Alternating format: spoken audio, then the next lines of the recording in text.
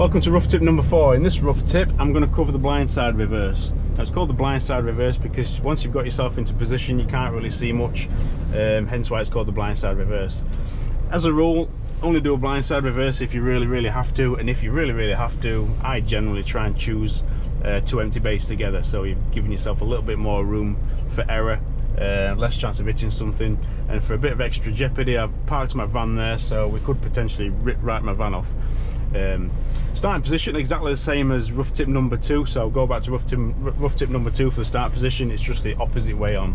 So let's get going. I've got a camera on my head, by the way, because I need both my hands. Yeah, I'm not going to turn into one of those idiots on Facebook that wears the camera on their head all the time and makes complete dramas out of absolutely nothing.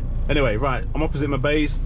Once I'm opposite the bays, I'll steer away from the bay, so I'm trying to create a 45-degree angle with my trailer, and then steer back to get my unit at a 90-degree angle to get the visibility as good as possible. But like I say, it's a blind side, so visibility is shit. You can see in the wide-angle mirror, but the wide-angle mirror gives you a bit of a distorted view because it's because of the shape of it. So what I am going to do is I'm going to use my big mirror, so that's why I need my right hand. So I'm going to fold my big mirror out, so I can now see the back of the trailer on my van. So hopefully I won't hit the van.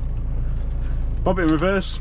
Straight away I'm going to steer to the right, just to get some angle on between the unit and trailer to start sending it into that bay. I don't want to put too much steering on because I don't want it coming around too quickly. If it comes around too quickly, it's going to get very close to that other trailer. And keep adjusting your mirror as you're going backwards. You can see the mirror moving, just keep adjusting it as you're going backwards, adjusting your steering. If you need to bring it round a little bit sooner, get some more right hand down on. If you need to delay it going round, put a bit of left hand down on.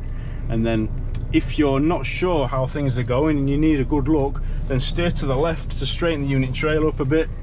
Obviously fold your mirror in a little bit so you can get a better view, see where your trailer's going. Nice and slow and steady wins the race. Left hand on your steering wheel, right hand on your mirror switch. Nice and steady, take your time, keep adjusting that mirror. This is going quite well actually. I might be able to do a blindside reverse better than a normal reverse. And then as you're going backwards, fold your mirror in. It's not perfect, but we're going to get it in a oneer, which is good. It doesn't normally happen like this.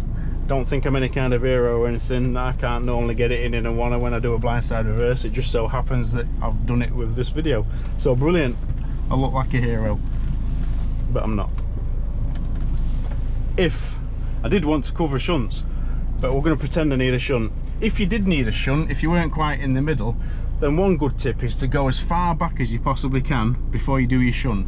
If you realise you need a shunt quite early and then take the shunt quite early, you've just not got enough room in front of you.